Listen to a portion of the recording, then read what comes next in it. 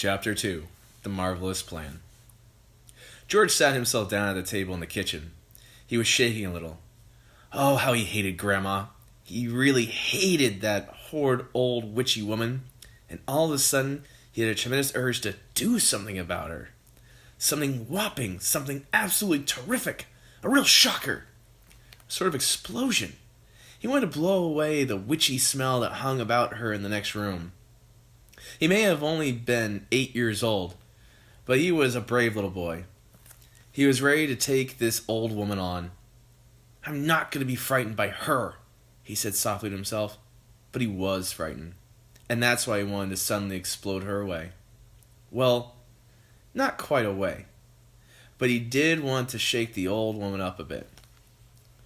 Very well then, what should it be? This whopping, terrific, exploding shocker for Grandma. He would have liked to put a firework banger under her chair, but didn't have one.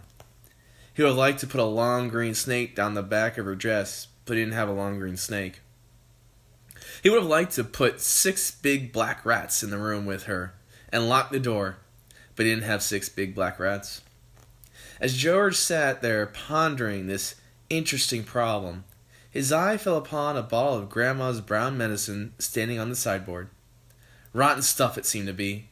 4 times a day a large spoonful of it was shoveled into her mouth, and it didn't do her the slightest bit of good. She was always just as horrid after she'd had it as she'd been before. The whole point of medicine surely was to make a person better. If it didn't do that, then it was quite useless. So ho! Thought George suddenly. Aha! Ho-hum! I know exactly what I'll do. I shall make her a new medicine. One that is so strong, and so fierce, and so fantastic. It'll either cure her completely, or blow her off the top of her head. I'll make her a magic medicine. A medicine no doctor in the world has ever made before. George looked at the kitchen clock. It said 10:05. There was nearly an hour left before Grandma's next dose was due at 11. Here we go, then, cried George, jumping up from the table. A magic medicine it shall be.